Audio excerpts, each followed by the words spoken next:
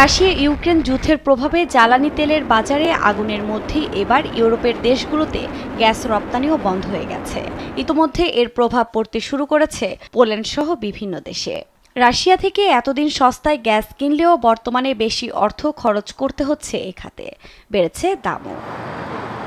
এই অবস্থায় সবচেয়ে বেশি বিপাকে পোল্যান্ডের বেকারিসহ রেস্তোরাঁ ব্যবসায়ীরা। মূল্যস্ফীতিতে ভুগতে থাকা দেশটিতে বন্ধ হয়ে গেছে বহু বেকারি। মালিকরা জানান, রাশিয়ান গ্যাস আগে সস্তা ছিল এবং গ্যাসের দাম বেশ স্থিতিশীল ছিল। তবে এই গ্যাস বন্ধ হওয়ায় 4 গুণ বেশি অর্থ ব্যয় করতে হচ্ছে তাদের। এখন মাসিক বিল এত বেশি যে আমরা ভবিষ্যতের জন্য কিছু পরিকল্পনা করতে পারি না। বিল দ্বিগুণ হওয়ায় আমরা বিপাকে পড়লেও ধাক্কা সামাল দেওয়ার চেষ্টা করছিলাম, তবে এখন তা 4 গুণ বেশি।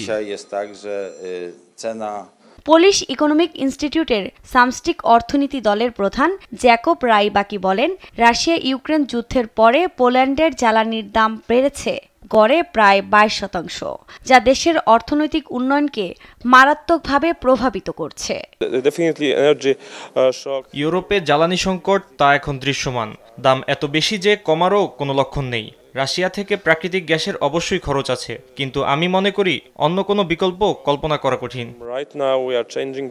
এদিকে পোলিশ ইকোনমিক ইনস্টিটিউটের একটি সমীক্ষার প্রতিবেদন অনুসারে দেশটিতে আগে 59% কোম্পানি জ্বালানির অতিরিক্ত দামের বিষয়ে অভিযোগ জানালেও তা এখন 67% পৌঁছেছে।